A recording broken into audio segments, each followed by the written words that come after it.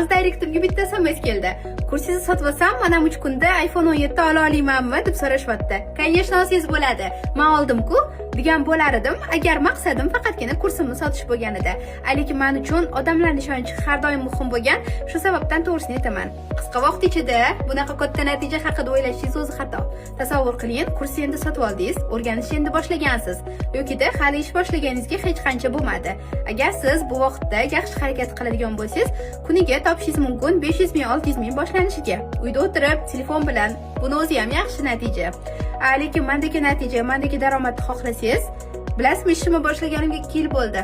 Bu vaqtda qancha mehnat, qancha harakat, qancha energiya, qancha pul tikdim. Mana endi sohamga ketdi, hamma maqsadlarimga erishib, nimadir xohlasam o'ylamasdan, narxiga qaramasdan sotib oladigan darajadaman.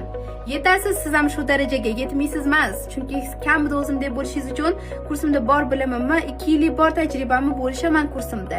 Shu kungacha o'zimga o'xshab mehnat qilganlar, harakat qilganlar kamida allaqachon o'zimdek daromadda yurishibdi. Va ishonaman, kursimga qo'shilmoqchi bo'lgan bo'lajak o'quvchilarim ham 100% kamida o'zimdek, даже mendan ham yaxshi natijalarga erishishlariga. Faqat yana qaytaraman, buning uchun vaqt kerak bo'ladi, mehnat kerak bo'ladi, tajriba talab qilinadi. Tajriba bo'lsa kerak bo'lsa, oila yillar davomida shakllanadi.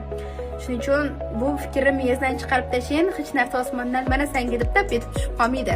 Bilaman, hozir bu narsani targ'ib qilayotgan, qisqa vaqtda katta natijalarni va'da berayotgan mashinaliklar ham ko'p aytayotganimdek, ularning katta qismi sizni pulga uxlatmoqchi bo'lgan mashinliklar bo'ladi.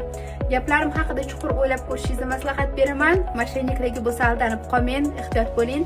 Onlayn daromad haqida ko'proq bilmoqchi bo'lsangiz, blogimga obuna bo'lish esingizdan chiqmasin.